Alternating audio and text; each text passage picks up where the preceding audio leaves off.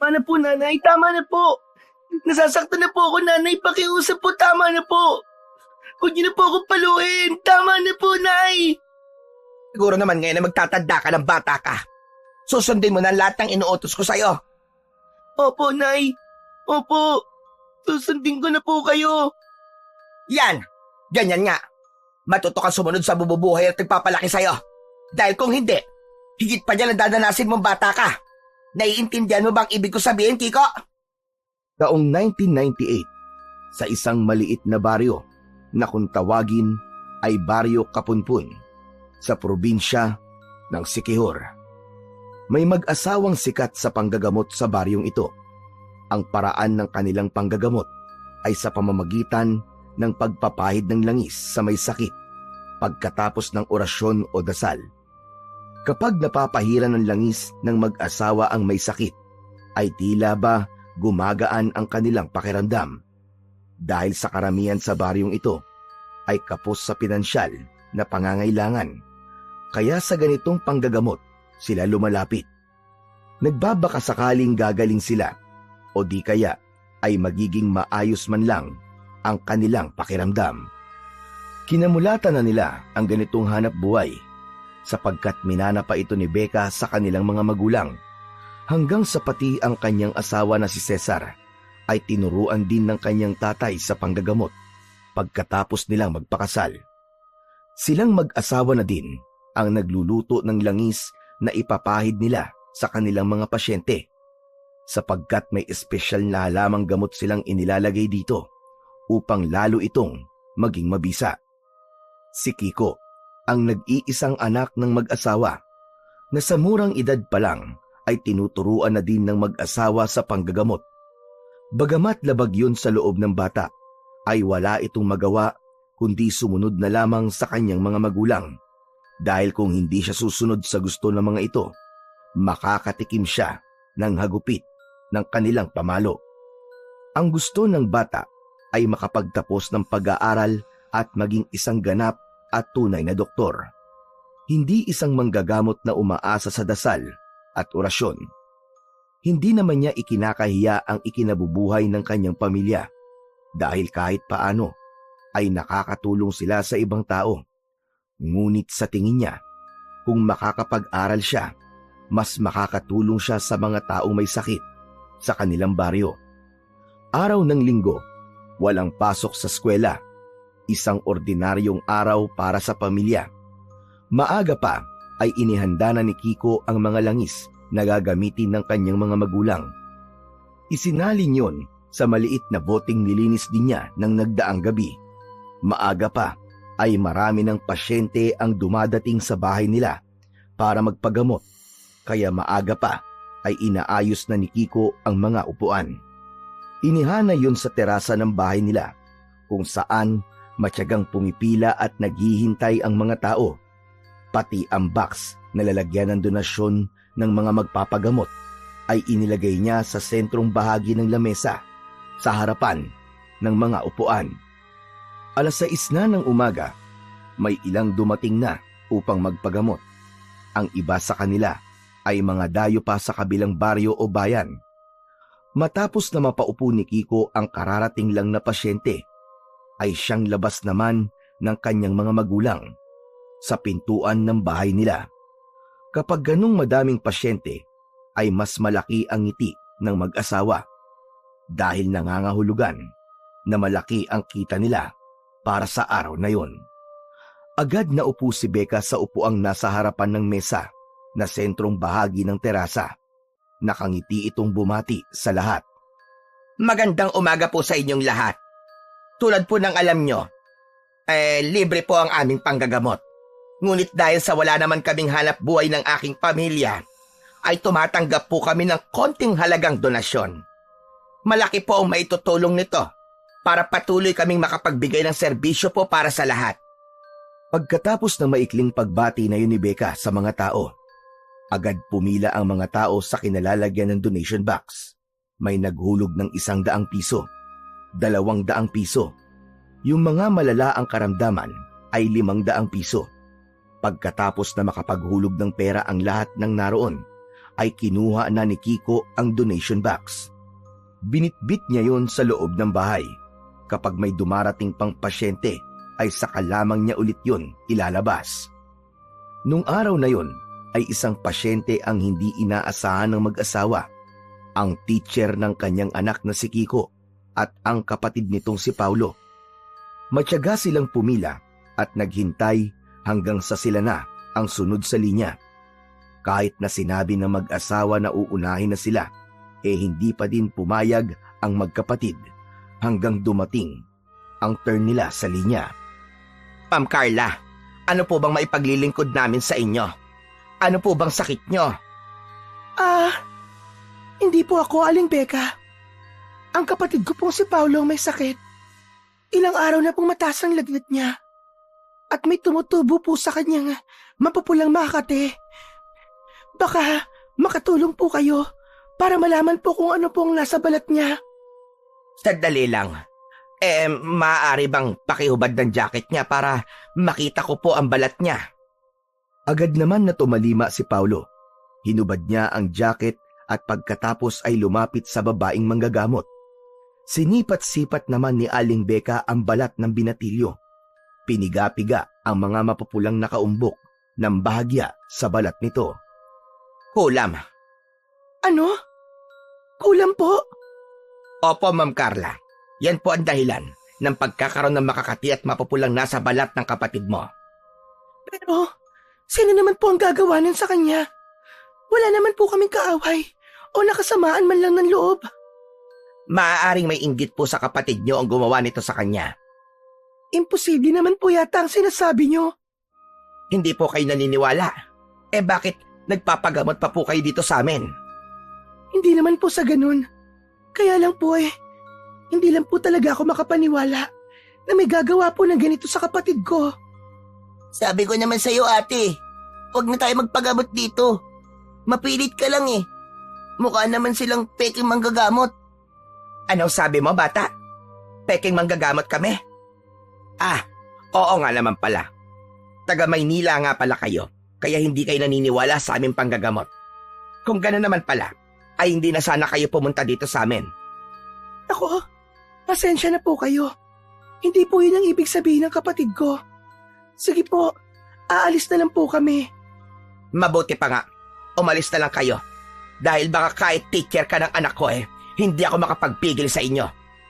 Akmang tatayo na sana ang magkapatid nang humarang si Kiko sa harapan nila. Bahagyang iniyukod ang ulo, tanda ng kanyang paggalang sa kanyang guro. Pasensya na po kayo sa nanay ko. Pagkarinig ni Becca sa sinabing yun ng anak, ay agad na namula ang pisngi nito sa galit. Tumayo at kinuha ang kanyang tsinelas. Walang ano-ano ay ipinalo yun sa puwet ng bata. Bakit ka humihingi ng pasyensya sa kanila? Mali ba ang ginawa o sinabi ko sa kanila? Aray ko, Nay, tama na po, Nay. Tama na po. Dahil sa nakitang pagpalo ni Aling Becca sa kanyang anak, agad na nataranta ang teacher niya. Tinangka niyang awatin ang babae. Tama na po.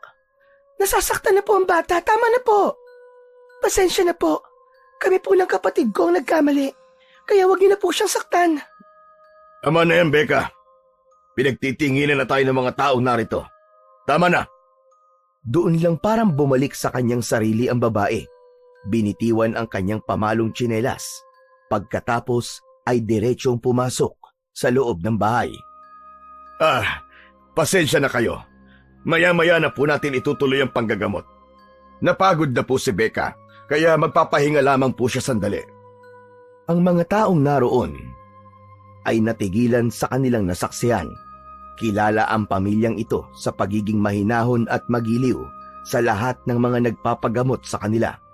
Ngunit kabaligtaran ito sa nasaksihan nila kanina lamang.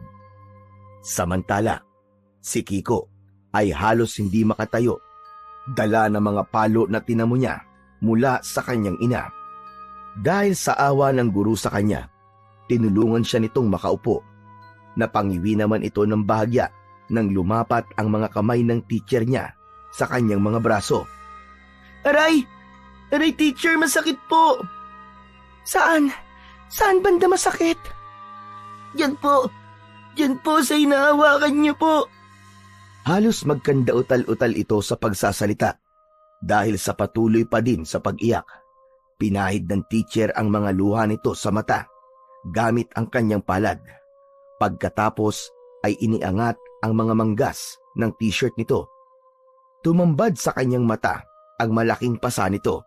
Kaya naman, iniangat na rin ito ang t-shirt ng bata sa ibabang bahagi ng katawan nito. Sa bandang tiyan ng bata, mas lalong nanlaki ang mga mata ng teacher nang makita ang mas malalaking pasa ng bata sa bahaging yon ng kanyang katawan. Kiko, saan mo nakuha mga pasang ito? Hindi makapagsalita ang bata dahil sa buhos ng kanyang emosyon. Ang mahinang pag-iyak ng bata ay unti-unting lumakas. Magsasalita na sana ang bata nang biglang lumabas muli ang ama ng bata na si Mang Cesar. Matalim ang tingin nito sa bata. Tila ba pinagbabantaan niya ito na huwag magsalita ng kahit na ano sa kanyang guro. Ngunit ang kanyang guro ay patuloy pa rin sa pag-uusisa sa kanya. Sumagot ka, Kiko. Saan mo nakuha mga pasa mo sa katawan?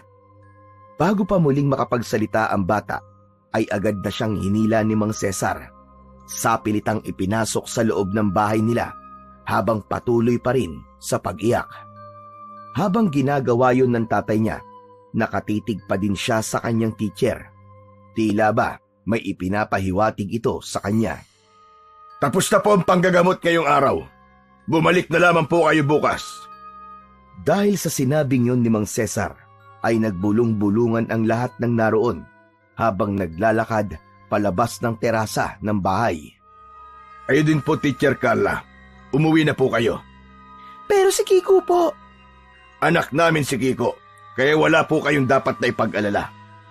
Matigas ang naging bigkas ni Mang Cesar sa salitang anak. Sinadya niya yon upang ipakita sa guro ang otoridad niya sa kanyang anak na si Kiko. Atili ka na. Baka mapahamak pa tayo dito. Tara na, ate. Pero paano ang bata? Tulad po ng sinabi niya, anak niya ang batang yun. Kaya halika na, ate. Pabayaan na natin sila. Walang nagawa si Carla kundi umalis na lamang. Kahit na nasa bahay na nila sila ng kanyang kapatid, hindi pa din mawala sa isip niya si Kiko. Sunod-sunod na buntong hininga ang pinakawalan niya habang nakatanaw sa labas ng bintana ng salas nila. Hindi yun nakaligtas sa kapatid niya na kanina pa nakamasid sa kanya. Ate, nag-aalala ka pa din ba para kay Kiko? Oh, nararamdaman kong may mali sa batang yon. Nakita mo din kanina mga pasa ng bata, hindi ba? Oo, ate. Pero pakiusap sa'yo. Huwag ka na makialam sa kanila. Baka kasi mapahamak ka eh. Paano na lamang ako pag nangyari yun? Ngumiti ng bagya si Carla pagkarinig ng mga salitang yon sa kapatid niya. Huwag ka mag-alala. Hindi ako gagawa ng ikakapahamak mo o nating dalawa. Ngiti lamang ang igilanti ng nakababatang kapatid sa kanyang mabait na ate. Teka, kumusta na pala ang pakiramdam mo? Bumaba na po ang lagnat ko. Saka, hindi na po ako nangangati. Kahit paano po effective naman po yata ang langis na inilagay ng salbahing babaeng yon. Uy, ano ka ba? Huwag ka magsalita ng ganyan ha. Mas nakakatanda pa din yun sa'yo. Kaya dapat na igalang mo pa rin siya. Mabuti ba o masama ang ipinapakita ng ibang tao sa'yo? Kailangan mo pa din silang igalang at maging mabuti sa iba sa lahat ng pagkakataon. Napakabait mo talaga, ate. Kaya ang swerte ko sa'yo eh. Tapos, ito talagang kapatid ko. Nakuha pa akong bulahin. Pumasok ka na nga sa kwarto mo at mauna ka nang matulog. Mamamalansya lamang ako ng uniform ko para bukas. Pero alam mo, mukhang pamilyar sa akin ang babaeng yun. Parang nakita ko na siya dati. Hindi ko lang matandaan kung saan. Baka naman kamukha lang niya, ate. Siguro nga. Huwag mo nang isipin ng salbahing yan, ate. Sasakit lamang ang ulo mo sa kanya. Mabuti pa, gawin mo na lang ang dapat mong gawin para matapos na. Samantala, sa bahay naman ni Kiko, pagkatapos na makaalis ng mga tao, tinangka ng ina na patuloy na saktan ng bata. Pinigilan na siya ng kanyang asawang si Mang Cesar. Tama na yan, Becca. Huwag mo nang saktan ng bata. Abay bakit? Kumakampi ka na ba ngayon sa batang yan, ha? Hindi naman. Kaya lamang maraming tao nakakita sa'yo kanina. Kailangan ang makita nila bukas ay yung inang mapagmahal sa anak. Kailangan lumabas na isa kang inang nagdidisiplina lamang sa kanyang anak. Dahil kung hindi, tapos na ang negosyo natin. Naiintindihan mo naman siguro ang ibig ko sabihin. Kasalanan kasi ng pakialamerang teacher na yan Nanggigigil talaga ako sa babaeng yon. Humanda siya. Gagantihan ko siya. Ano na naman yung pinaplano mo? Tatakutin ko lang siya ng konti. Para kabahan naman siya. Habang namamalansya si Teacher Carla ng uniform niya, nahiga na ang kapatid niyang si Paulo. Naglambing pa ito, nabantayan siya habang hindi pa siya nakakatulog. Kaya nagpasya ang guro na sa kwarto na ng nakakabatang kapatid, mamalansya. Ngunit bago pa lamang nahihiga sa kama ang kapatid, ay may kung anong kumalabog na sa kanilang bubungan. Dahil sa lakas nun, ay nagulat at nagkatinginan ang magkapatid. Ate, ano yun? Hindi ko din alam. Pagkatapos na maibaba ang hawak na plansya, ay dumungaw ito sa bintana ng kwarto. Wala siyang nakitang anuman sa labas ng bahay nila. Hanggang sa makarinig sila ng mahinang paglakad sa bubong ng bahay. Patungo ang mga yabag nun sa kwartong kinaroroonan nila. Sumenya si Carla na wag itong gumawa ng anumang ingay upang mas mapakinggan pa nila ang yabag na unti-unting lumalapit. Nang wala ng yabag na naririnig, ay magkasabay ding natigilan ang dalawa. Nakiramdam sa paligid hanggang sa isang malaking ibon ang bumungad sa harapan ng bintana nila. Napasigaw ng malakas si Carla pagkakita rito. Napatakbo siya sa kapatid na nakahiga pa din sa kama nito habang nakatakip sa katawan ang kumot. Tanging ulo lamang niya ang nakalabas. Napayakap siya sa kanyang nakababatang kapatid. Ngunit dahil sa malaking kuko ng ibon, hinila nito ang damit niya para makaalis siya sa ibabaw ng kapatid niya. Kinalmot ng malaking kuko nito ang kapatid niya, ngunit naging mabilis naman ang pagkilos ni Paulo. Agad na iniharang ang unan upang hindi siya tuluyang masaktan nito. Natataranta naman na kinuha ni Carla ang nakasaksak pang plancha at agad na itinutok yun sa katawan ng nag-aamok na ibon. Dahil sa init ng plancha ay napaungol ito na tila ba alulong ng isang aso. Saka muling dumaan sa bintana palabas ng bahay. Pagkaalis ng ibon ay agad na isinara ni Carla ang bintana. Pagkatapos ay lumapit sa kapatid na nanginginig pa din dahil sa takot ng sandaling yun. Ayos ka lang ba? Hindi ka ba nasaktan? Oo ate, okay lang ako. Ikaw ba? Hindi ka din ba nasaktan? Nakahinga ng maluwag ang magkapatid nang matiyak na ligtas na sila. Ate, ano kaya yung umatake sa atin kanina? Hindi pang karaniwan ng laki ng ibon na yun. Hindi lang basta ibon yun, Paulo. Anong ibig mo sabihin, ate? Isang aswang yun na nasaan yung ibon lamang. Paano mo nasisiguro yun, ate? Dahil nararamdaman na suot kong medalyon, ang dugong aswang niya. Sigurado ka ba dyan sa sinasabi mo, ate? Oo, hindi ako maaaring magkamali. Nararamdaman ko na yun kanina pa, pero kailangan ko lang ng ebidensya. Bukas, patutunayan ko yan sa'yo. Pero, paano, ate? Basta bukas, isasama kita doon para ikaw mismo makakita ng ebidensyang sinasabi ko sa'yo. Kapag napatunayan ko na tama ang hinala ko, babalikan ko ang demonyong yon. Gagantihan ko siya. Nang gabing din yon, ay sa kwarto na ng kapatid niya natulog si Carla. Natakot siyang baka bumalik na naman ang aswang sa bahay nila. Kailangan niyang maging alerto sa lahat ng oras. Kinabukasan, maagang nagising si Carla. Nagpaalam siya sa kanyang principal na hindi muna makakapasok sa school dahil may mahalagang bagay na dapat siyang gawin. Muli silang bumalik sa bahay ng kanyang mag-aaral na si Kiko. Pagdating niya sa bahay nila ay kakaunti pa lang ang taong naroroon. Hindi kagaya ng dati na punong-puno ang buong terasa ng bahay. Pagpasok niya sa terasa ay agad siyang sinalubong ni Becca. Makahulugan ang tingin habang naglalakad papalapit sa kanila. Narito kayo uli sa bahay namin. Akala ko ba ay hindi kayo naniniwala sa panggagamot namin?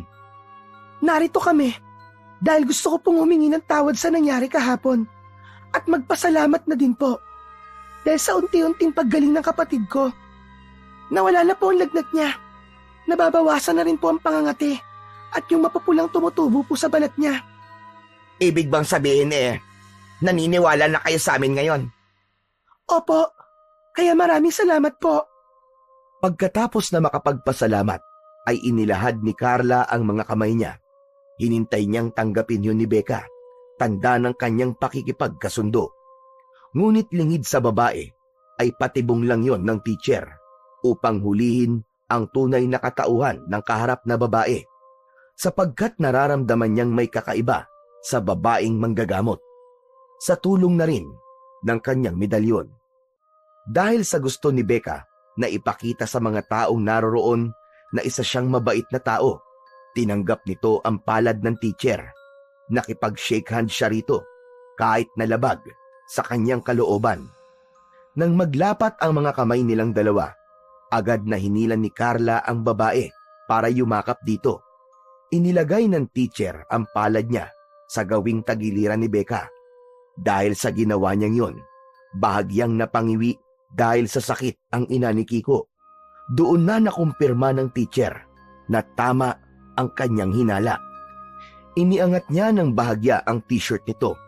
Tumambad sa mga mata ng mga taong naroroon ang paso ng plancha sa bandang tadyang ng babae. Batid ni Carla na siya ang may likha nun. Tama nga ang hinala ko. Ikaw yun. Ikaw nga yun. Teka. Anong ako? Ang sumalakay sa amin kagabi. Ano ba pinagsasabi mo, babae? Nakita ko na ang ebidensya. Tumatanggi ka pa? Anong ebidensya ang pinagsasabi mo? Ang paso ng plansya sa iyong tagiliran. Isa kang aswang. Isang malakas na sampal ang pinakawalan ni Aling Becca laban sa teacher ng kanyang anak. Gusto mo pa akong siraan sa lahat ng mga taong naririto? Akala mo ba ay maniniwala sila sa'yo? Pagkatapos nun, ay gumawa ito ng eksena sa lahat ng taong naroroon. Umiyak ito na tila ba parang kung titignan ay talagang nakakaawa dahil sa kahihiyang ginawa ni Carla. Kaya sa paningin ng mga tao ay inapi ito ng teacher ng kanyang anak.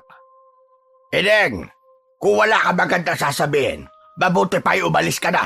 Nakakabahala ka lamang dito. Oo nga, sinisiraan mo pa si Becca. Umalis ka na lamang. Sumang-ayon naman ang ibang taong naroon sa sinabi ng mga nakapilang magpapagamot. Pero totoo po ang sinasabi ko. Si Aling Becca po ang aswang na umatake sa aming bahay kagabi. Hindi po ako gumagawa ng istorya. Alam ko pong siya yun. Paano mangyayari sinasabi mo? Sikat sila manggagamot na tumutulong sa mga may sakit dito sa lugar natin. Tama! Marami siyang natutulungan at napapagaling. Uulitin ko. Mabuti pa'y umalis na lamang kayo para wala ng gulo. Lihim na napangiti si Becca dahil alam niyang kakampi niya ang mga taong naroon. Paniwalang paniwala ang mga ito sa kanyang pag-arte. Ate, ka na. Umalis na tayo dito. Kahit na anong sabihin mo sa kanila, ay hindi sila maniniwala sa'yo. Kaya hayaan na lang natin sila. Tara na, ate. Mukhang gano'n na nga mangyayari. Ang mahalaga ngayon ay nasabi na natin ang totoo. Nasa kanila na lamang kung maniniwala sila sa atin o hindi. Akmang aalis na sana sina Carla at Paulo nang biglang lumabas ng pintuan si Kiko. Nagsalubong ang kanilang mga mata. Bigla tuloy pumasok sa isip ng teacher kung pati ba ang batang ito ay aswang din. Naisipan niyang lapitan sana ito pero pinigilan siya ng kapatid. Ate, wag na please. Gusto ko lang makausap si Kiko. Wag na, ate. Umalis na lang tayo. Naintindihan ni Carla ang ibig sabihin ng kanyang nakababatang kapatid, kaya lumakad na din ito upang lumayo sa lugar na yon. Pagdating nila sa kanilang bahay, ay dumiretso ang babae sa kanyang kwarto. Sinundan siya ng nakababatang kapatid dahil nag-aalala siya para sa kanyang ate. Pagdating sa kwarto ay kinuha nito mula sa ilalim ng papag na higaan ang isang maliit na baul. Inilabas ng babae ang laman nun. Isang maliit na libro na may mga nakasulat na nasa lengguwaheng Latin. Ate, ano yan? Ipinamana to ni nanay at tatay bago sila namatay. Para saan po ang mga yan, ate? Proteksyon laban sa mga aswang, manananggal at mga tikbalang. Hala, paano nagkaroon si nanay at tatay niyan? Sa Maynila po tayo naninirahan at lumaki. Kamakailan lang naman po tayo lumipat dito, di ba? Nung pagkatapos lang ng mamatay si nanay at tatay. Minana ni nanay ang medalyon na suot ko ngayon at mga pangontrang ito kay lolo. Dito sa probinsyang ito lumaki si nanay, kaya alam niya na mayroong aswang dito sa lugar na ito. Pero ate, alam mo ba kung paano gamitin ang mga yan? Hindi mo pa nga ata nagagamit kahit minsan ang medalyon na yan eh. Bago namatay si nanay, itinuro niya sa akin ang paggamit ng medalyong ito. Pero hindi ko pa talaga nasusubukang gamitin ito. Kung babalik ang aswang dito sa bahay natin, hindi ako magdadalawang isip na gamitin to sa kanya. Ate, naisip ko lang po ito kanina. Kung aswang nga po si Aling Becca, ang anak niya pong si Kiko ay malamang aswang din. Yan nga din ang iniisip ko kanina. Kaya nga gusto ko siyang lapitan. Pati kaya ang asawa ni Aling Becca ay aswang din? Hindi ko din alam ang sagot dyan, Paulo. Pero isa lang ang sigurado ko. Si Aling Becca ay isang aswang na nagpapanggap bilang isang manggagamot upang malaman niya sa baryong ito kung sino-sino ang mga may sakit. Sa gayon, ay madali niyang matutukoy kung sino ang susunod niyang biktimahin. Tama ang sinabi mo, ate. Pero paano natin sasabihin yun sa mga tao? Paniwalang paniwala sila sa mag-asawang yun dahil nakakatulong sila.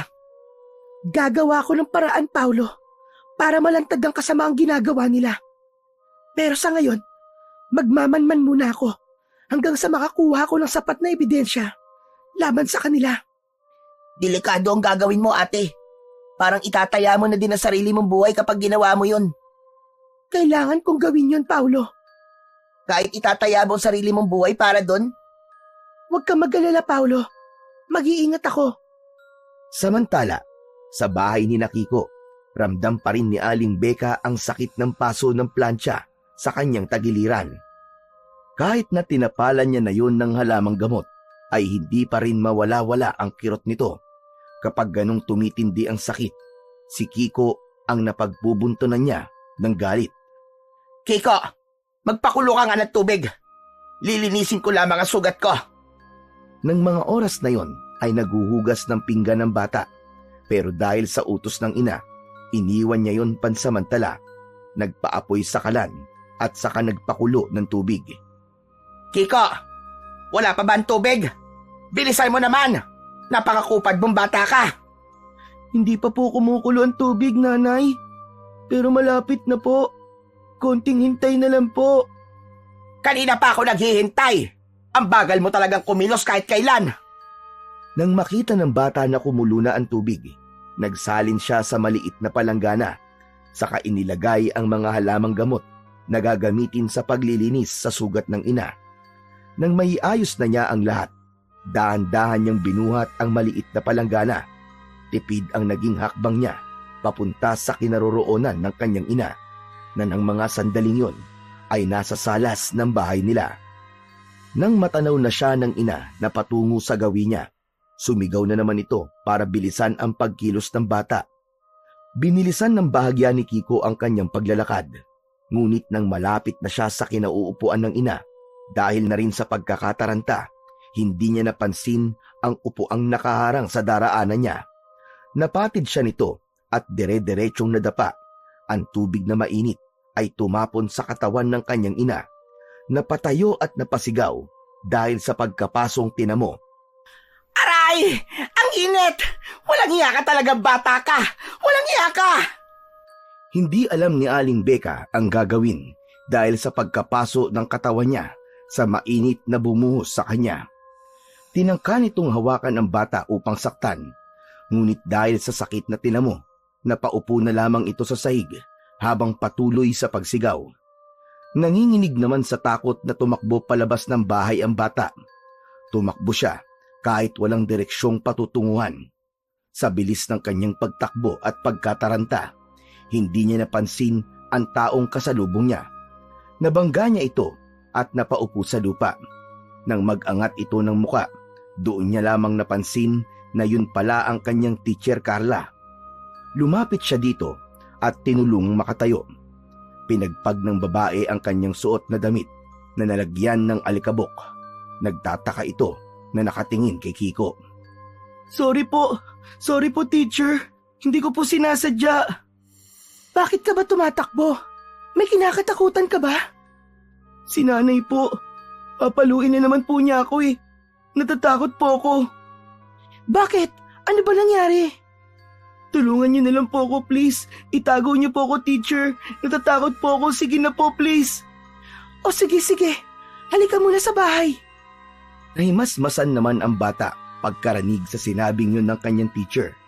Kaya isinama siya nitong umuwi. Nang makarating sila sa bahay ng kanyang teacher, agad itong kumuha ng t-shirt na pamalit. Basang-basa siya ng pawis dahil sa ginawang pagtakbo kanina. Nakamasid naman na may pagtataka sa mukha ni Paulo pagkakita kay Kiko na kasama ng kanyang ate. Sinenyasan niya ito na mag-usap muna sila sandali. Naintindihan naman ni Carla ang senyas na yon. Lumakad siya sa gawin ng kapatid hanggang sa makarating sila sa loob ng kwarto. Ate, anong ginagawa ng batang yan dito sa atin? Hinaan mo lang ang boses mo at baka marinig ka niya. Pero ate, paano na lang pag nalaman ng mga magulang niya na nandito pala ang bata? Gulo na naman ito. Alam ko, pero humingi siya ng tulong. Bilang teacher niya, syempre, hindi ko siya matatanggihan. Ate naman eh. Nako, ewan ko ba? Bahala ka na nga. Nagpapaalala lamang ako sa'yo. Alam mo na aswang ang nanay niyan.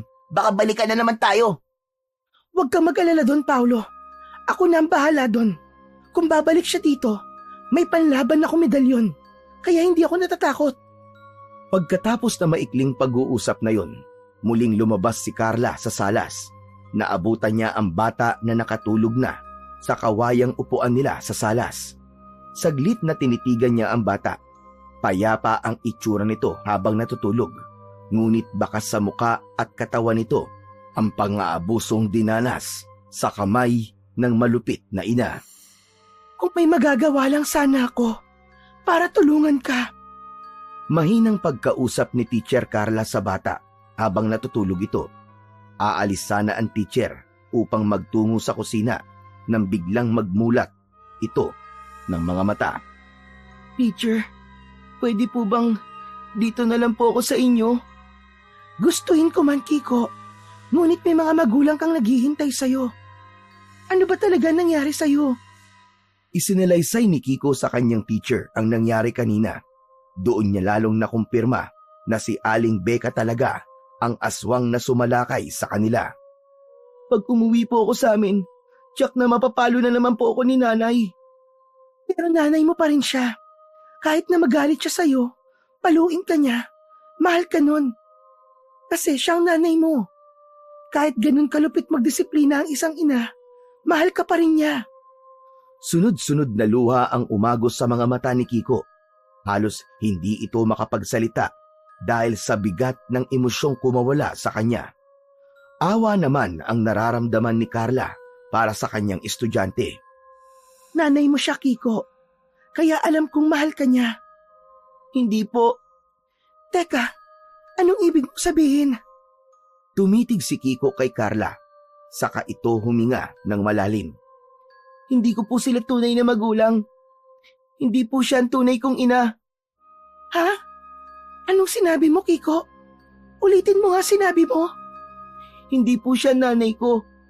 Ampon lang po nila ako. Totoo ba yan? Opo.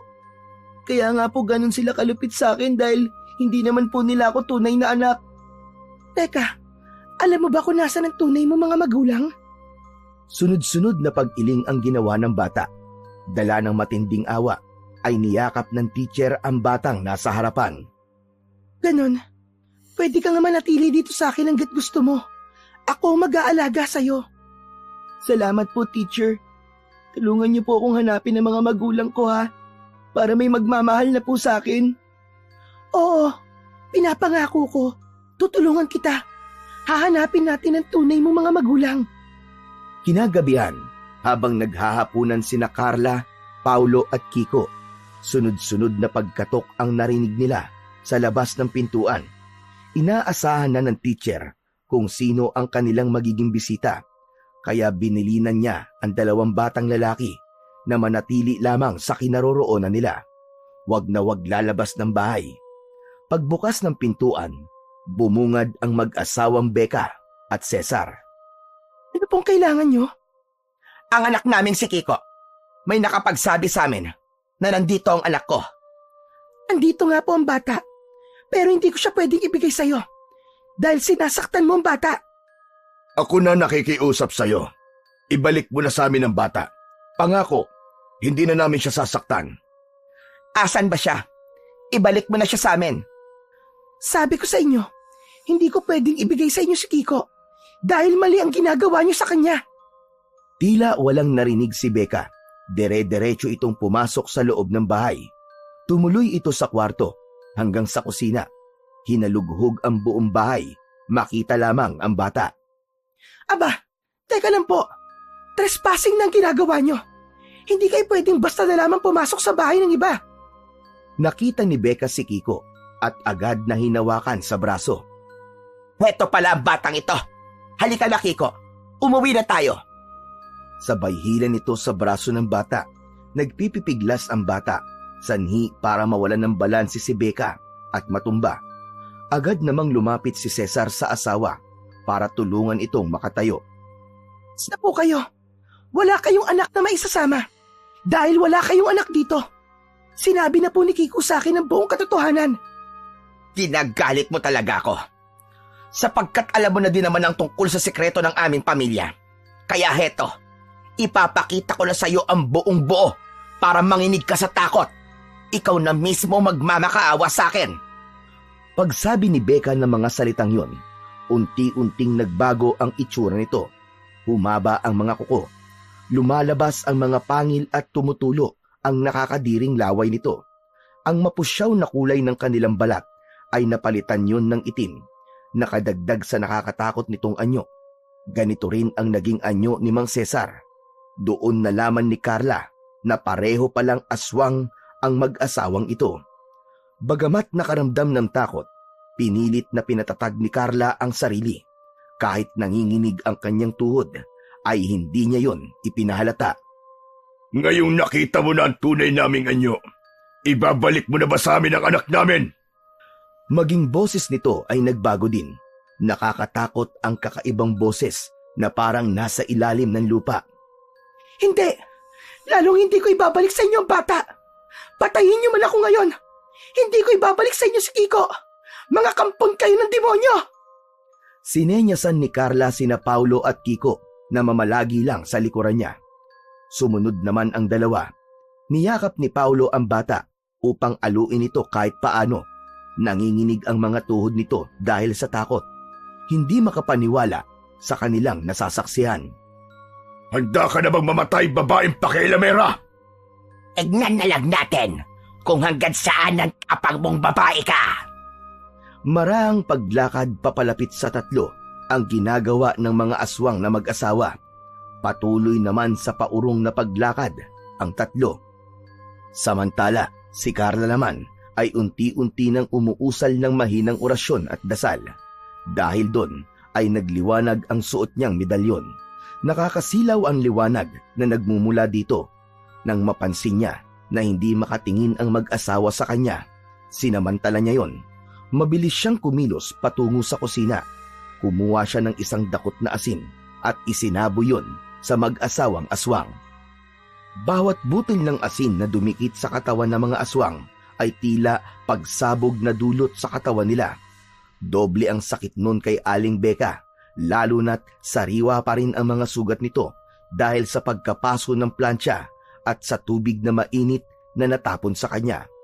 Napaungol ito sa sakit, ungol na katulad sa alulong ng isang hayop na nahihirapan.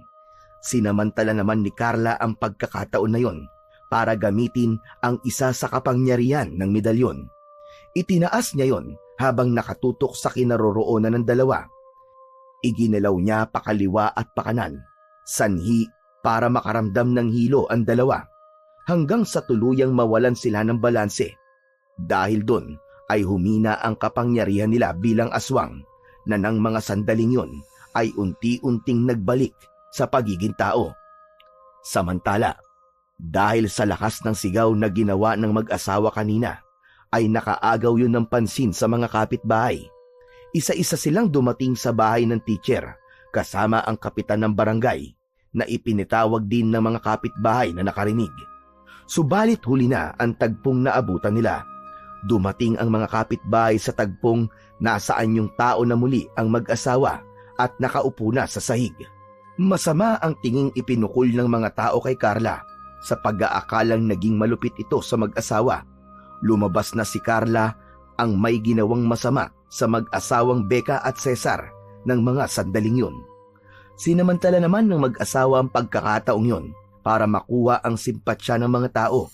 Nilakasan nila ang pag-iyak upang lumabas, nakaawa-awa sila. Ma'am Carla, ano nangyari dito? Bakit umiiyak ang mag-asawang ito? Hindi malaman ni Carla ang isasagot sa kapitan, kaya nanahimik na lang ito. Ang mag-asawa naman ay lalo pang inilakas ang pag-iyak upang lalong kaawaan ng mga taong naroroon. Lumayas po, Kapitan, kaninang umaga ang anak namin na si Kiko. Pinapauwi lang po namin ulit ang anak namin sa aming bahay. Ngunit ayaw po siyang payagan ni Ma'am Carla. Tama ho yun.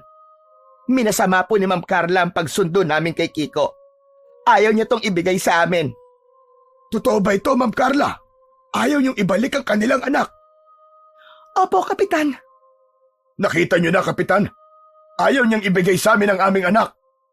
Hindi naman po sa ganun na ayaw ko, kundi dahil sinasaktan po nila ang bata, kaya hindi ko po siya maibibigay muli sa kanilang mag-asawa. Dinidisiplina lamang po namin ang aming anak, Kapitan. Paano na lamang po kung lumaking hindi naturuan ng bata? Baka maging sakit siya sa ulo. Malibang disiplinahin namin ang aming anak? Ipagpauman ninyo, Ma'am Carla. Iginagalang namin kayo bilang guro sa paaralan sa baryong ito. Ngunit hindi niyo po dapat panghimasukan ng pagdidisiplina ng magulang sa kanyang anak. Hayaan niyo pong gawin nila ang kanilang tungkulin bilang magulang. Sige na ho, Ma'am Carla. Ibalik niyo na po ang bata sa kanila. Hindi niyo po kasi naiintindihan, Kapitan. Ma'am Carla, sila ang may karapatan sa bata. Sabi nga nila, gusto lang nilang disiplinahin ito. Hindi alam ni Carla kung paano pa siya magpapaliwanag sa kanilang kapitan, sapagkat hindi naman niya maaaring sabihin dito ang kanyang nalalaman, dahil hindi rin siya papaniwalaan at baka siya pa ang lumabas na gumagawa ng mali at kasinungalingan. Nang mapansin ng mag-asawang Becca at Cesar na umaayon sa kanila ang mga taong naroroon, napangiti ito ng may halong pangaasar sa teacher ng anak niya. Ngunit kapag kay kapitan ito tumitingin, ay nagiging mukhang kaawa-awa ang anyo nito. Tama yung Kapitan, mabait na mag-asawang ito dahil tumutulong sila sa mga may sakit dito sa baryo natin. Kaya kung hindi ibabalik ng teacher na ito ang anak nila, kasuhan niyo sila at isumbong sa paaralan para matanggal siya sa trabaho niya. Oo ka, Kapitan. Saksi kami sa kabaitan nila. Kaya tulungan niyo po silang babawi ang bata. Lalong nanggigil sa galit sa inis si Carla dahil sa mga sinabing yun ng mga kapitbahay. Paniwalang paniwala sila sa panluloko ng mag-asawa.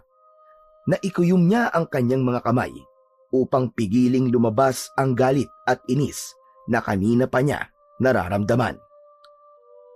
Hindi lamang, bakit po hindi si Kiko mismo ang tanungin niyo? Siya ang makapagsasabi ng katotohanan sa inyo. Tahimik na nakatingin si Kiko sa mga nangyayari, pero lalong nanginig ang tuhod ng bata dahil sa takot. Gusto niyang sabihin ang totoo upang iligtas ang kanyang teacher. Ngunit sa nakikita niyang sitwasyon ngayon, mukhang makukuha na naman siya ng kanyang mga itinuturing na magulang. Naguguluhan ang bata kung ano ba ang kanyang sasabihin. Kiko, iyo, totoo ba at sinasabi ng teacher mo? Sinasaktan ka nga ba ng nanay at tatay mo? Nag-uunuhang umagos ang luha sa mga mata ng bata dahil sa takot at sa hindi malamang isasagot. Pinalo po ako ni nanay dahil may nagawa po akong mali. Iyon naman pala eh. May ginawa kang mali, kaya nasaktan ka. Lumaglag ang balikat ng teacher niya pagkarinig sa mga sinabing yun ni Kiko. Lalo tuloy siyang lumabas na sinungaling at pakialamera. Gayong siya na nga ang tumulong sa bata. Kung ganon, Ma'am Carla, maliwanag na ang lahat. Wala nang dahilan para hindi mo ibalik ang bata sa kanila. Maliit na hindi pagkakaunawaan lang ng pamilya yon na kaya naman nilang ayusin. Huwag na nating palalain pa ang sitwasyon. Sa sinabing yun ni Kapitan ay lumawak ang ngiti ng mag-asawa. Nasaktan man sila kanina ng antingerang teacher na ito, nakaganti naman sila ngayon sa kanya dahil ito ang lumabas na masama sa harap ng maraming tao. Halika na anak, umuwi na tayo. Siguro naman na mas magtitino ka na, Kiko, ha? Para hindi ka na nasasaktan. Kahit na may pag-aalinlangan, unti-unting humakbang palapit si Kiko sa kanyang itinuturing na mga magulang. Si Carla naman ay walang nagawa kundi tignan lamang ito. Habang papalapit ang bata sa mag-asawa, ay lalong lumalaki ang ngiti ng mga ito. Ngunit sa kalooban nila ay nagpupuyos na sa galit para sa batang si Kiko dahil sa kaguluhang nilikha nito. Nakaalis na ang lahat ng tao sa bahay nila Carla, ngunit hindi pa din siya makapaniwala sa nangyari. Siya ang lumabas na pakialamera at nagmamagaling.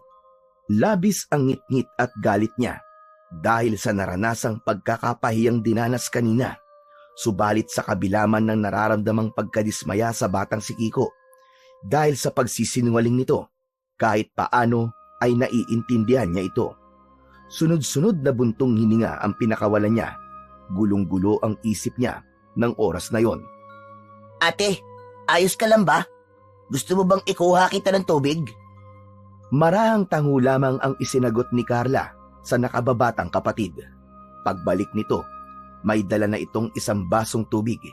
Ininom niya kagad yon upang mahimasmasan siya ng kaunti. Salamat, Paulo. Saka pasensya ka na sa ate mo. Hindi ako nakinig sa'yo. Hindi mo kailangan humingi ng pasensya, ate. Dahil ipinagmamalaki kita, ate. Handa kang tumulong sa iba kahit na mapahama ka pa. Yun ang tunay na kabaitan. Bihira lamang ang may katangiang ganyang katulad sa'yo, ate. Pero muntik naman tayo mapahamak. Sabi mo nga, ate, muntik lang. Ibig sabihin, may pagkakataon pa tayong bumawi. Ang inaalala ko lamang ngayon, ate, si Kiko. Baka mamaya sakta na naman nila ang bata. Sa ngayon, natitiyak kong ligtas siya. Hindi siya sasaktan na mag-asawang aswang na yon dahil papanindigan pa nila ang drama nilang pagbait-baitan. Tumangu-tangu lang si Paulo sa sinabing yun ng kanyang ate. Kahit paano ay nabawasan ang pag-aalala niya para dito.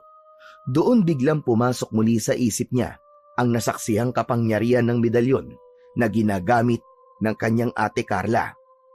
Ate, maalala ko. Ang galing pala ng kapangyarihan ng medalyon mo. Biruin mo. Natalo mo kanina ang dalawang yon. Totoo nga sabi ni nanay at tatay na makapangyarihan na medalyon na ito. Magagamit natin tong proteksyon laban sa mga demonyong aswang na yon. Ano, ate, kung hindi lang silang mag-asawa ang aswang sa lugar na ito? Paano kung may iba pa na naninirahan sa lugar na ito? Tapos, ipagsabihin na mag-asawa sa ibang mga kasamahan nila. Paano kung magbalak sila na masama sa ating dalawa, ate? Makakaya pa kaya ng medalyon na proteksyonan tayo? Biglang tumayo ang balahibo ni Carla sa narinig na mga tanong ng kanyang kapatid. Naisip niyang paano nga kaya kung ganun ang sitwasyon nila. Makakaligtas pa kaya sila sa susunod? Bagamat kinakabahan, ay hindi siya nagpahalata sa kanyang nakababatang kapatid. Hindi siya pwedeng panghinaan ng loob sa ngayon. Kailangan niyang maging malakas para sa kapakanan nilang dalawa. Kung mangyari man yun, ipagtatanggol at lalabanan natin sila. Hindi tayo padadaig sa kanila, Paulo. Panalangin ng pinakamabisang sandata natin. Yun ang gagamitin natin para matalo natin sila. Samantala, sa bahay ng mag-asawang aswang, tuloy ang pagpapanggap at drama ng dalawa. May mga kapitbahay pa silang nakikisimpatsya at inihatid sila pauwi ng bahay nila. Ngunit nang makaalis na ang mga ito, balik sa pagiging demonyo ang ugali ng mga ito. Tinangka na namang saktan ni Aling Becca ang bata, ngunit pinigilan siya ng asawa. Bagamat naiinis siya sa pagtatanggol na yon sa bata ng kanyang asawa, hinayaan na lamang niya, kaya nang nasa kwarto na sila, ay hindi na ito nakapagpigil. Bakit mo ko pinigilang saktan ng batang yon kanina? Kumakampi ka na ba ngayon sa batang yon, ha, Cesar? Hindi sa ganon. Ngayong alam na niyan, sikreto nating dalawa, ang pagiging dugong aswang natin, kailangan natin maging mabait sa kanya. Baka ipagsabi ng batang yun ang sikreto natin, abay tsak na mapapahamak talaga tayo. Kahit nasabihin pa niya sa ibang tao yon, walang maniniwala sa kanya. Kuhang-kuha natin ang loob ng mga tao sa baryong ito, kaya wala kang dapat na ipag-alala. Kahit na, Becca, kailangan pa din nating maging maingat. Dapat may pagpatuloy natin na mapaniwala ang mga tao na mababait tayo. Ang totoo nga, napakahirap na rin magkunwari. Pero kailangan pa rin nating gawin yun, Becca. Samantala, kahit malalim na ang gabi, ay hindi pa din makatulog si Kiko. Hindi siya dalawin ng antok. Nakokonsensya siya sa ginawa niyang pagsisinungaling kanina. Napakabait pa naman ng kanyang teacher, pero hindi siya naging mabuti dito. Dahil sa kanya, napahamak ito at napahiya. Wala rin kasing maniniwala sa kanya dahil nakuha na ng kinikilala niyang mga magulang ang simpatsya ng mga tao. Mas lalong gumugulo ngayon sa isip niya ang tinuturing niyang mga magulang. Masama na nga ang ugali ng mga ito, ngunit hindi niya inakala na may mas lalala pa palang sikreto ang mga ito. Ngayon ay mas dapat siyang maging maingat sa pagkilos niya. Isa pang gumugulo sa isip niya ang kung ano bang plano ng mga ito sa kanya. Hindi naman siya tunay na anak ng mga ito, kaya walang dahilan para pigilan siya ng mga ito na umalis sa poder nila. Dahil sa labis na pagkabalisa, ay bumangon muna siya sa kanyang higaan. Lalabas sana siya ng kwarto niya upang kumuha ng tubig, ngunit nakaramdam siya ng takot. Naalala niya na mga aswang nga pala ang mga kasama niya sa bahay. Paano na lamang kung makita niyang muli sa kadiliman ng gabi ang mga nakakatakot na anyo ng mga ito? Bumalik na lamang siya sa kanyang higaan. Tinakpan ng kumot ang buong katawan. Mahinang umiyak dahil sa kawalan ng pag-asa. Doon niya naisip ang kanyang tunay na mga magulang. Nanay, tatay, nasaan na po ba kayo? Bakit po ako narito sa lugar na ito? Saan ko po ba kayo matatagpuan? Diyos ko, tulungan niyo po ako. Ibalik niyo po ako sa tunay kong pamilya. Nakatulog na lamang ang bata sa ganung kalagayan. Nagising itong namamaga ang mga mata dahil sa pag-iyak ng nagdaang gabi. Bagamat hindi maganda ang pakiramdam niya ng araw na yon, gumayak pa din siya, naligo at nagbihis ng uniform sa school. Papasok siya sa school upang kahit paano ay mabawasan ang mga oras na kasama ang mga aswang sa bahay nila. Paglabas niya ng pinto ng kwarto niya, ay dumiretso siya sa kusina. Naabutan ang mga magulang niya na nagluluto ng langis na gagamitin sa panggagamot mamaya. Kiko, gising ka na pala. Opo. Papasok na po ko sa school. Nagkakandautal pa siya sa pagsasalita dahil sa takot sa mga ito. Hindi ka napapasok sa eskwelahan. Pero bakit po? Mataas naman po ang grades ko ah. Hindi ko naman po pinababayaan ang pag-aaral ko. Dahil nakapagdesisyon na ang nanay mo, naturuan ka din sa panggagamot. Kaya sige na, magpalit ka na ng damit mo. Pagkatapos ay pumunta ka sa bodega. Kunin mo ang boteng pinaglalagyan ng mga langis na ginawa namin ng nanay mo. Bagamat labag sa kanyang loob, sumunod na lamang si Kiko sa inutos ng tatay niya. Sa ngayon ay susunod na lang muna siya sa gusto ng mga ito para hindi siya masaktan at mapahamak. Pagpasok niya sa loob ng bodega ay nakita niya kagad ang mga box ng boteng paglalagyan nila ng langis. Nakaayos na yon tulad ng dati.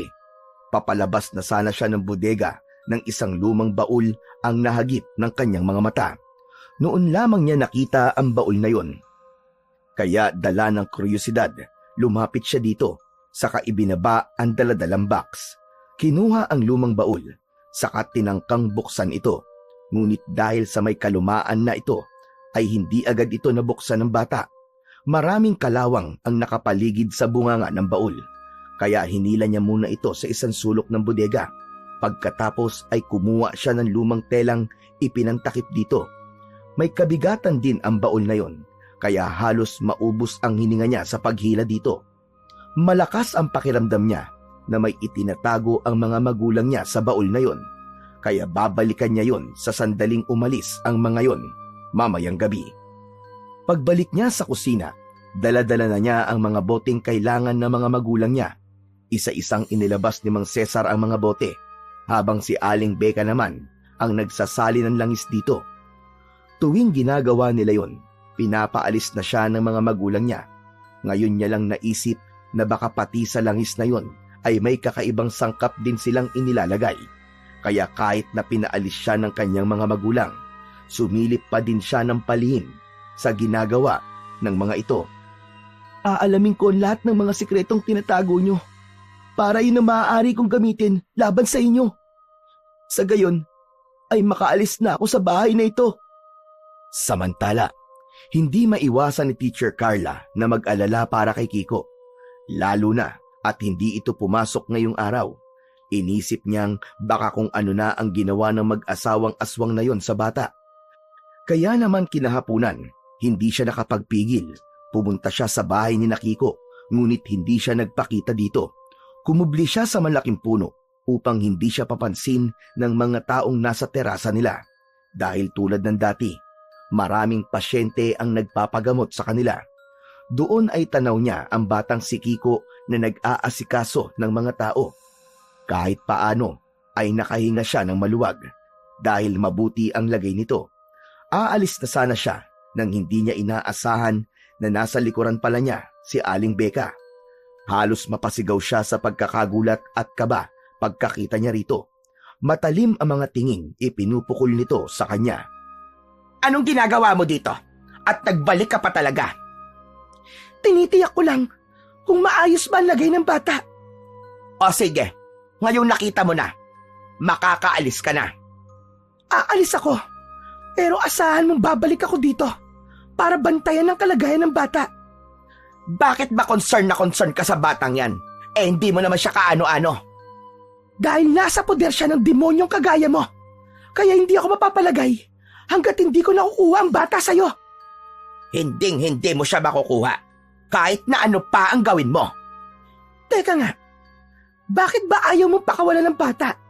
Eh, hindi mo naman siya tunay na anak. Ano naman ang mapapala mo sa isang mahinang batang kagaya niya?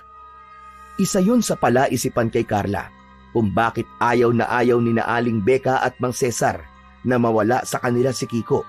Gayong hindi naman nila ito kaano-ano. Imbis na sumagot, mapait na ngiti ang pinakawalan ng babaeng aswang sa kausap na teacher. Sabay hawak nito sa isang braso niya. Mahigpit ang naging hawak ni Aling Becca sa kanya, kaya napangiwi siya sa sakit. Pilit na ipiniglas ang braso para makaalis siya sa pagkakahawak nito. Nang hindi niya matapatan ang lakas nito, ay sa kanya inilabas ang kanyang suot na medalyon. Gamit ang isang kamay niya. Itinutok niya yon sa mata ng babaeng kaharap, sanhi para mapapikit ito dahil sa pagkasilaw. Dahil doon ay nabitiwan siya nito. Sinamantala naman yun ni Teacher Carla para lalo pang masaktan ang babaeng aswang. Hinubad niya ang kanyang medalyon, saka idinikit niya yon sa mga mata ni Aling Becca. Nagsisisigaw ito ng dahil sa sakit. Ang mga sigaw na yon ang nakaagaw ng pansin sa mga taong naroroon. Yun ang naging dahilan para magsilapitan ang mga tao sa kinaroroonan nila. Kitang-kita ng mga tao kung paanong namimilipit sa sakit si Aling Becca dahil sa medalyong nakadikit sa mga mata niya. Yun ang tagpong nakita ni Mang Cesar, kaya dali-dali itong lumapit para tulungan ang asawa. Mula sa likod ay itinulak niya si Teacher Carla. Hindi yun ganun kalakas, kaya nakatayo pa rin ang teacher. Pagkatapos ay hinila ng lalaki palapit sa kanya ang kanyang asawa. Hindi ka ba din talaga tumitigil na guluhin ang pamilya namin? Hindi ako titigil hanggat hindi niyo pinapakawalan ng bata at hindi nalalaman ng lahat ng tao dito ang sikreto niyo na kayong mag-asawa ay masasamang aswang. Ano bang pinagsasabi mo? Kaya mo bang patunayan ang pagbibintang mo sa amin? Hindi na nagsalita pa si Carla. Sa halip, itinaas niya ang kanyang medalyon. Nang mga oras na yon, ay nag-aagaw na ang dilim at ang liwanag. Ito ang pinakamainam na pagkakataon para maibunyag na niya ang sikreto ng mag-asawang ito. Itinaas niya ang kanyang medalyon sa kaumusal ng mahinang dasal. Sa simula ay mahina hanggang palakas ng palakas. Kasabay ng kanyang pag-usal ng orasyon ay ang paglakas ng ihip ng hangin. Ang mga aso sa paligid ay lumikha ng malalakas na alulong. Tila ba nakakaramdam sila ng panganib sa paligid. Ang taong nakakasaksi ay unti-unting tumataas ang mga balahibo ng dahil sa kaba at takot.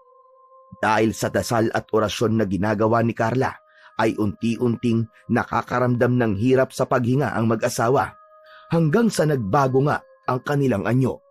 Ang dating anyong tao nila ay napalitan ng nakakakilabot at nakakatakot na itsura. Hindi inakala ni Teacher Carla na magiging mabalasik ang anyo ng mag-asawa kumpara noong una niya itong nakita. Ngayon ay mas kakaiba ang mga anyo nila. Mapupula ang mga mata, mahahaba ang mga matutulis na kuko, kulay dugo ang laway na tumutulo mula sa bibig nila. Ang mga paa ay katulad ng sa kabayo.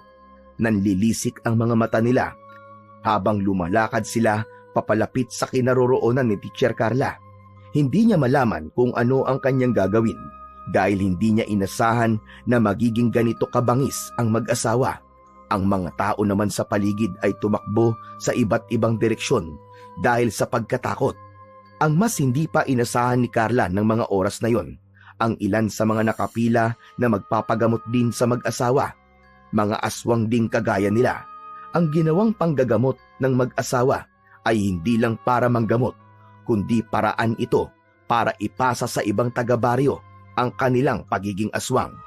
Nais nilang maging kalahi ang mga taga ron.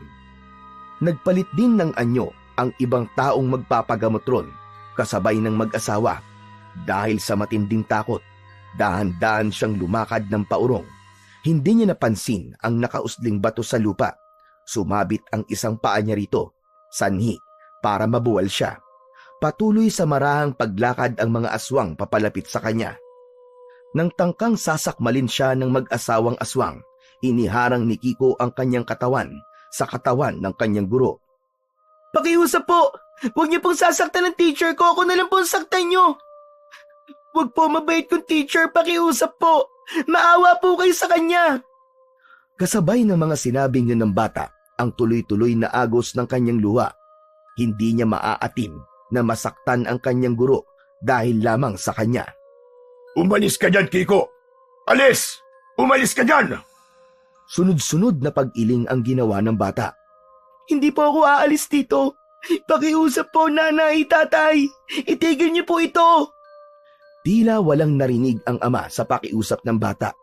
Kinuha siya nito gamit ang kanyang matutulis na kuko. Saka itinaas sa ere. Nagpipipiglas ang bata dahil sa takot na mahulog siya. Dahil sa nakitang eksenang yon, lumalakas ulit ang loob ni Carla para lumaban. Hindi siya maaaring maging mahina dahil pareho silang mapapahamak ng bata. Tumayo siya at muling umusal ng dasal. Kailangan niya ng tulong. Mas taimtim ang ginawa niyang pag-usal ng dasal. Saglit pa ay may kung anong ingay ang dumating. Ingay ng maliliit na nilalang. Lalong dumilim na mga oras na yon at ang kalawakan ng buwan ay tila natatakpan ng maiitim na ulap. Subalit hindi ulap ang gumagalaw na paparating, kundi laksa-laksang lumilipad na nilalang. Daan-daang mga maliliit na paniki ang dumating. Ito ang tinawag ni Carla gamit ang kanyang orasyon. Ang tanging hayop na lumilipad sa gabi na maaari niyang hingan ng tulong ayon sa kanyang lola na nagbigay sa kanyang nanay ng hawak niyang medalyon. Sa ginawang pagtawag ni Carla sa mga paniki, ay tila nakakaintindi naman ang mga itong sumunod sa kanyang mga senyas. Nagtipon-tipon ang napakaraming paniki at pagkatapos ay sabay-sabay silang sumalakay sa mag-asawang aswang, pati sa mga kasamahan. Habang lumalakas ang usal ng orasyon ni Teacher Carla, ay lalong dumarami ang mga paniking dumarating. Hindi malaman ng mga aswang kung paano sila makakalaban sa laksalaksang paniki na umaatake sa kanila. Hanggang sa tuluyan silang mabuwal sa lupa.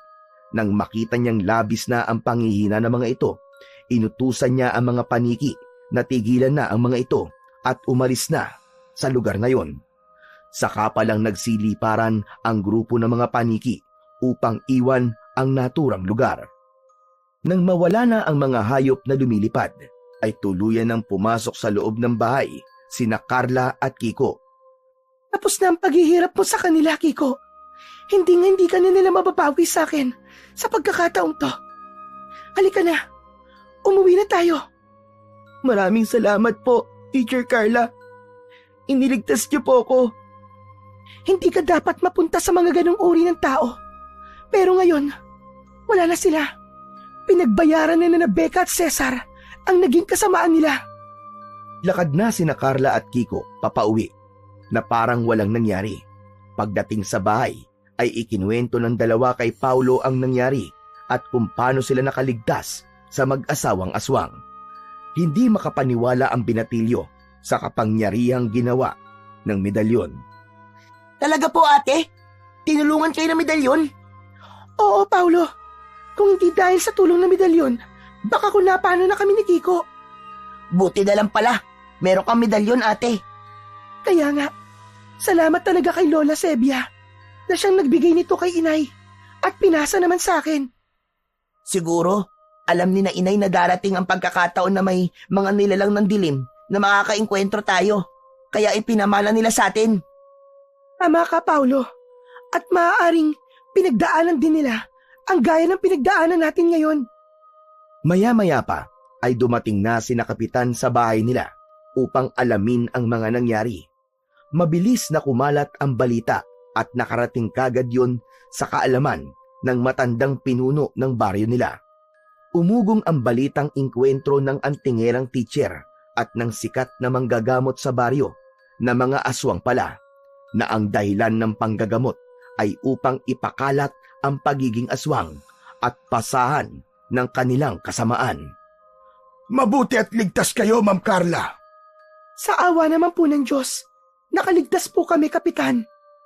Hindi rin ako makapaniwala nang malaman ko ang balita. Matagal na pala tayong niloloko na mag-asawang yon. Kunwaring tumutulong sa mga tao, ngunit sila pala ang pumapatay mismo sa mga taong may sakit dito. Hindi lang sila, kundi pati ang mga kamag-anak nila ay kasabwat din nila. Tama po kayo. At ang mga malalakas dito sa atin ay sila mismo nagbibigay ng sakit upang magpagamot din sila.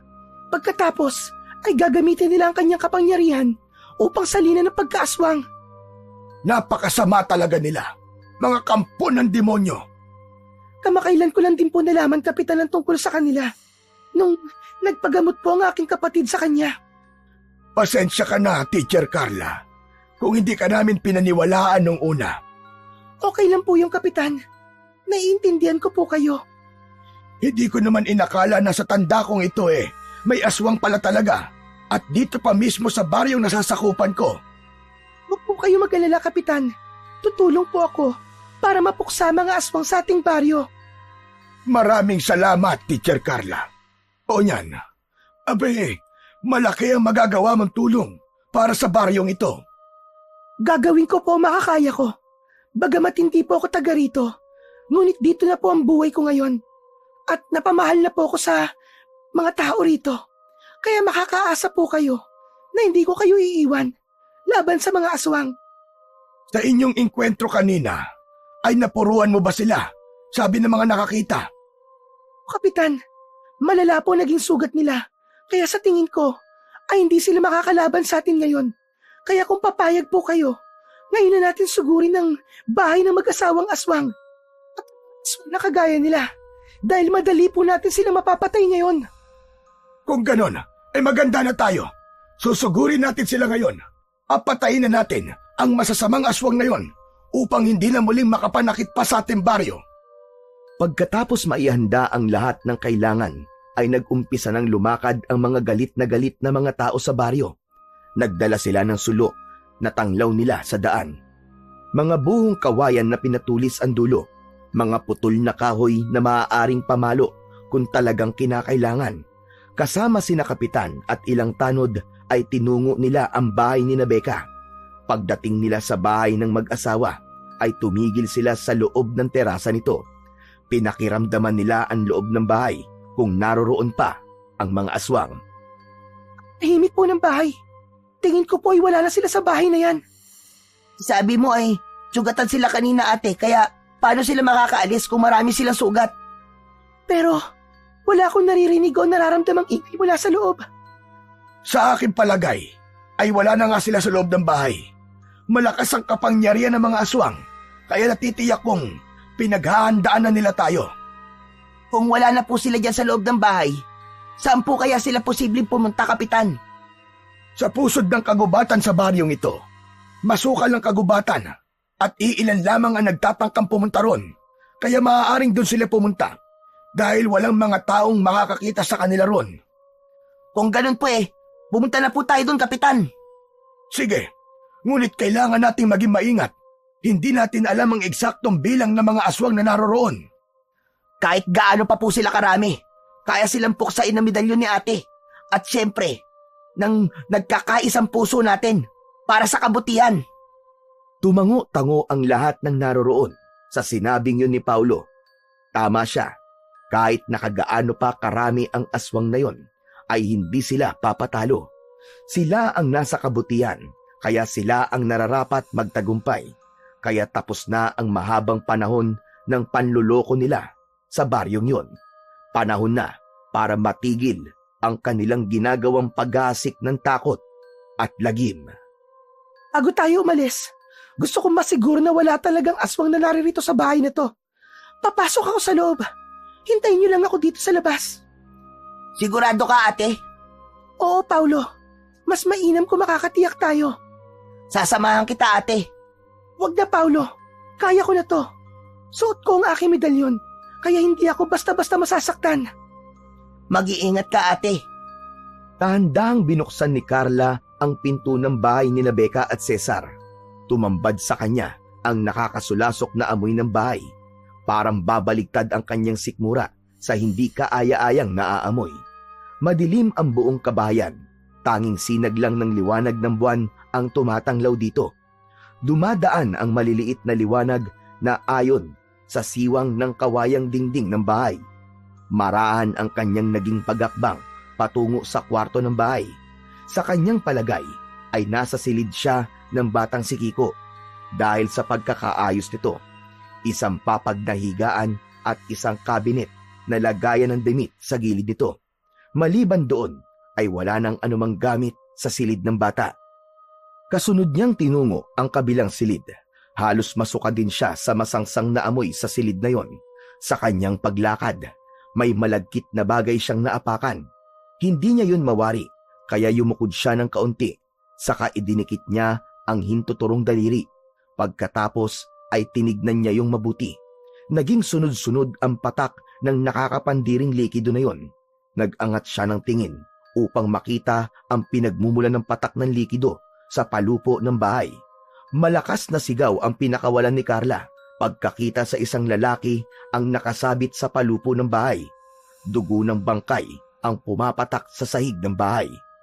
Dahil dito ay naging sunod-sunod ang malakas na sigaw niya. Samantala, dahil sa lakas ng pagsigaw ni Teacher Carla, natakot ang lahat ng tao sa labas ng bahay. Agad silang pumasok sa loob upang tignan kung ano ang nangyayari sa dalaga, hanggang sa marating nila ang kinaroroonan ni Teacher Carla. Ano nangyari? Bakit ka sumisigaw? May aswang ka ba nakita? Hindi agad nakapagsalita si Teacher Carla dahil sa pagkabigla at takot. Kapitan, may lalaking patay sa palupo ng bahay. Sabay-sabay na tumingala ang mga taong naroroon. Napangangaan lahat dahil sa takot at pagkabigla. Madali kayo! Ibaba natin ang lalaki! Nagtulong-tulong ang mga tao upang maibaba ang bangkay ng lalaki. Kumuha sila ng hagdan upang maibaba ito, saka inihiga sa sahig. Wakwak na ang dibdib nito. Wala na din ang puso at atay nito. Biktima ng aswang. Sa aking palagay, ay kamamatay pa lang ng lalaking ito. Sariwa pa ang dugon lumalabas sa kanyang katawan. Natatandaan ko lalaking ito. Sa kabilang baryo sila naninirahan. Marahil ay pinatay ng aswang ang lalaking ito upang muli silang lumakas dahil sa tinamo nilang sugat mula sa laban nyo kanina. Kung ganun, ay hindi pa sila nakakalayo, Kapitan. Maaaring nasa paligid lang sila. Nakamasid lamang sa atin. Kailangan maging alerto ang lahat. Inutusan ni Kapitan ang mga tao na ilabas ang bangkay ng lalaki. Pansamantalang inilibing muna nila ito sapagkat kailangan pa nilang tugisin ang mga aswang na nagtatago sa dilim ng gabi. Wala na bang tao sa loob ng bahay? Wala na po. Susunugin natin ang bahay na ito upang wala nang balikan ng mga masasamang aswang na naninirahan dito. Sandali lang po, Kapitan. May kailangan lang po akong balikan sa loob ng bodega. Ano yun, Kiko? Isang baul po.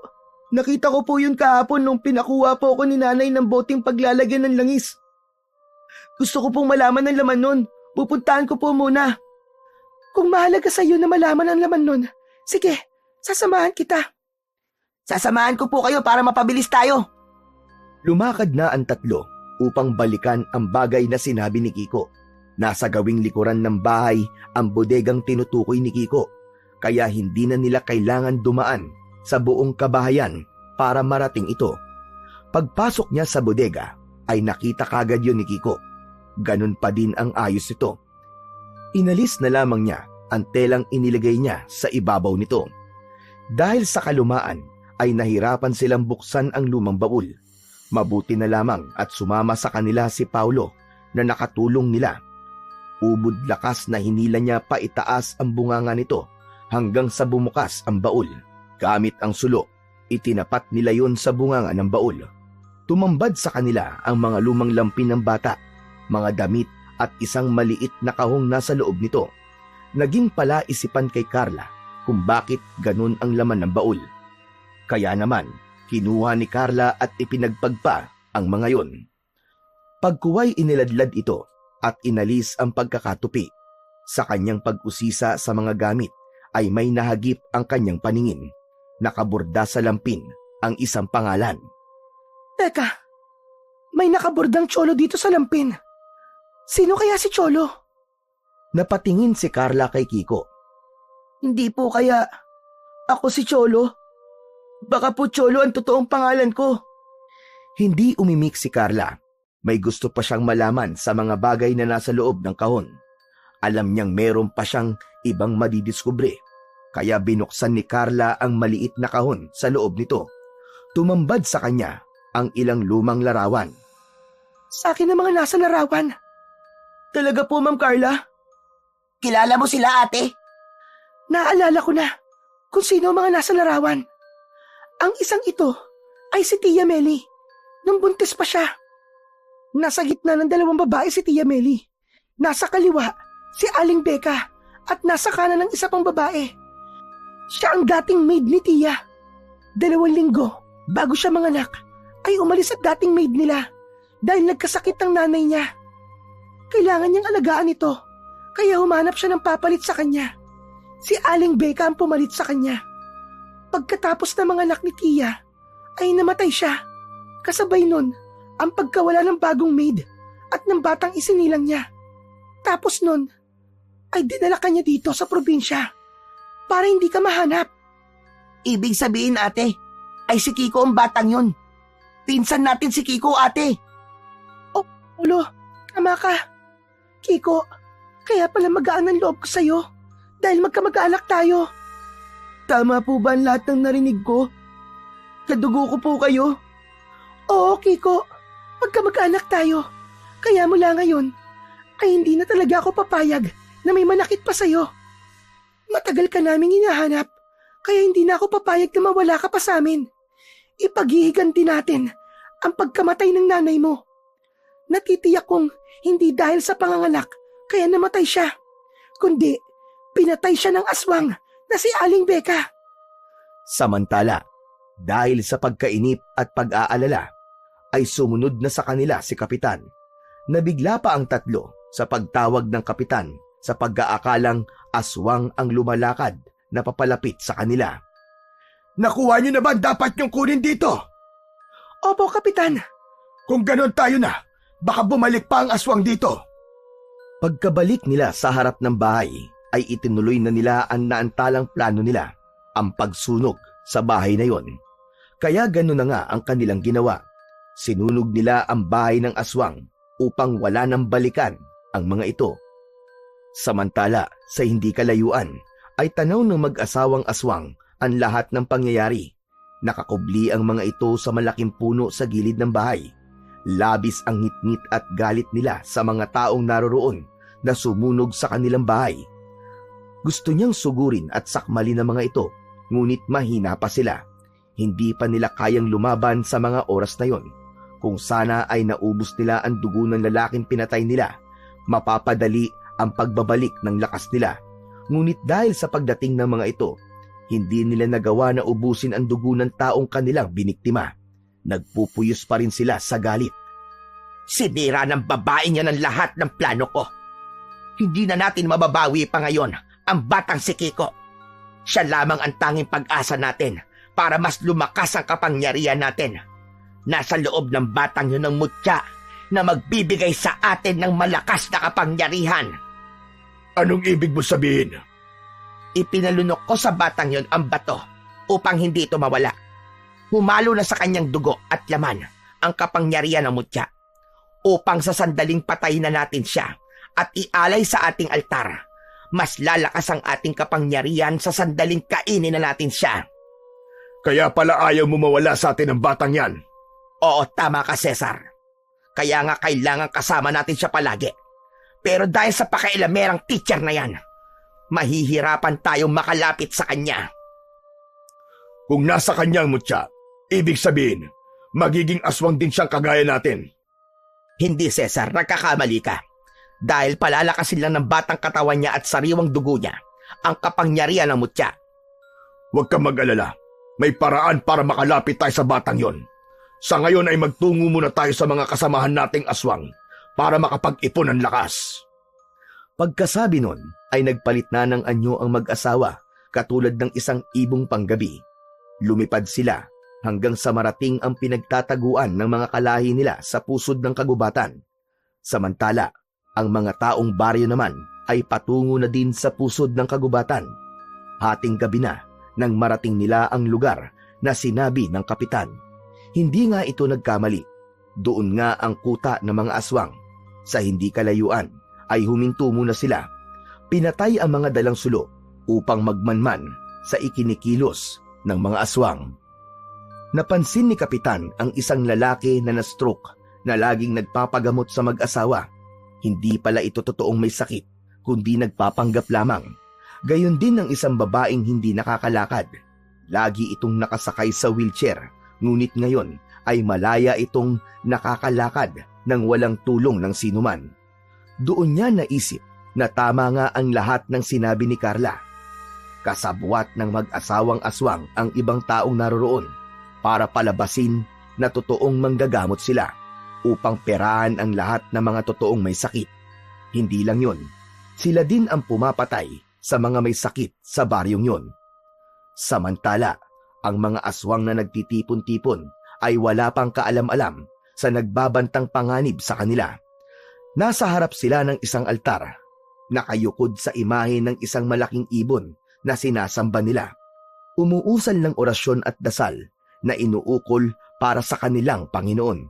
Pagkatapos na umusal ng dasal at orasyon, nagpapahid sila ng langis sa buong katawan. Pagkatapos na makapagpahid ng langis, nagbabago ang mga itsura nila sa mga nakakatakot at nakakahindik na anyo. Iba't ibang hayop ang katulad nila. Yun nga lang, mas malalaki kaysa sa normal na mga hayop na makikita ng mga tao. Kabilang sa mga ito ay ang mag-asawang Becca at Cesar na nasa anyo pa ng tao ng mga oras na yon. Habang nagmamanman si Carla sa mga kilos ng mga aswang, ay may kakaibang naramdaman si Kiko sa loob ng kanyang tiyan. Parang nasusuka siya na hindi niya maintindihan. Ano nangyayari sa'yo, Kiko? Hindi ko po alam, ate. Sumama po bigla ang pakiramdam ko. Teka, baka may nakain kang kung ano. Wala po. Kaya nga hindi ko po maintindihan kung bakit po ako nasusuka eh. Ngayon naman po para po ako nahihilo. Ano ba talaga nangyayari sa'yo, Kiko? Hindi na nagawa pang sagutin ni Kiko ang tanong ni Carla dahil biglang nawalan ng malay ang bata. Nabuwal ito sa lupa nang hawakan ito ni Carla. Labis ang lamig ng katawan nito. May kakaibang puwersa siyang naramdaman sa loob ng bata. Hinubad niya ang kanyang medalyon, saka itinapat yun sa katawan ni Kiko. May kung anong bagay ang biglang nagliwanag mula sa loob ng katawan ng bata. Ano ang butil na ito? Aba, teka. Baka kagagawa niya na mag-asawang aswang. Tulungan mo ko. Iupo mo siya. Sinunod ni Paulo ang sinabi ng kanyang ate. Kahit na walang malay ang bata, ay binuhat niya ito. Iniupo na nakasandig ang ulo sa kanyang dibdib. Pagkatapos ay umusal ng mahinang dasal at orasyon si Teacher Carla. Kasabay ng pag-usal niya ng dasal at orasyon ay ang paggalaw ng bato sa loob ng tiyan ni Kiko. Kasabay ng mahinang pag-ubo ng bata ay ang paglabas ng bato sa loob ng kanyang tiyan. Kinuha yun ni Teacher Carla at inilagay sa kanyang palad. Nang makalabas na ang bato sa loob ng tiyan ng bata, muli itong nagkamalay. Ipinatong ni Teacher Carla ang medalyon sa ibabaw ng bato. Pagkatapos ay muling umusal ng orasyon. Nakatingin lang si Kiko sa ginagawa ni Teacher Carla. Hindi muna siya nagtanong upang hindi maabala ang kanyang teacher sa ginagawa nito. At habang umiilaw ang bato sa palad niya, napansin nila ang kakaibang kilos ng mag-asawang aswang. Tila nasasaktan ang mga ito sa ginagawang yun ni Teacher Carla, kaya itinuloy-tuloy niya ang kanyang ginagawa. Nang makita niya na nakaluhod na ang dalawa at tila hirap na hirap sa nararamdaman, lumabas na si Teacher Carla sa kanyang pinagtataguan. Teacher Carla, ano pong gagawin niyo? Kailangan ko na silang harapin para matapos na ang kanilang kasamaan. Buong katapangan na hinarap ni Teacher Carla ang lahat ng mga aswang. Doon niya napansin na hindi lamang sa mag-asawang Becca at Cesar umiepekto ang batong yon, maging sa mga aswang na naroroon sa kanilang kuta. Ibig sabihin, hawak na niya ngayon ang pinagmumulan ng kapangyarihan ng mga ito. Bahagyang napangiti si Teacher Carla dahil nakikita na niya ang tagumpay nila. Nakita rin ni Becca ang ginagawa ni Carla. Nagmakaawa pa ito. Ibalik mo sa akin yan. Maawa ka. Akin na yan.